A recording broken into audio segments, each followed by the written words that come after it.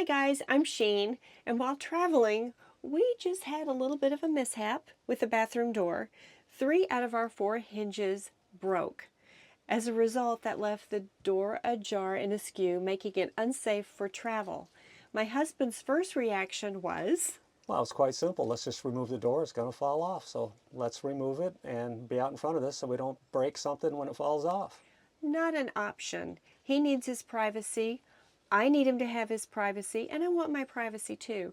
So what we needed to do was come up with a makeshift solution that would work and keep the door secure and safe for future use.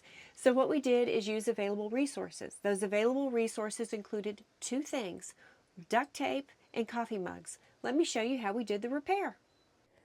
With a coffee mug, we created a swivel support so when we opened the door, it would stay upright.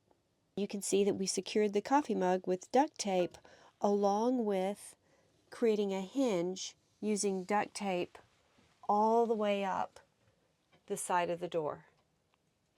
For travel, we continued to support the door and secure the door with duct tape at the top, the side. We secured the bottom of the other edge of the door with a coffee mug, and we're getting ready to duct tape that now.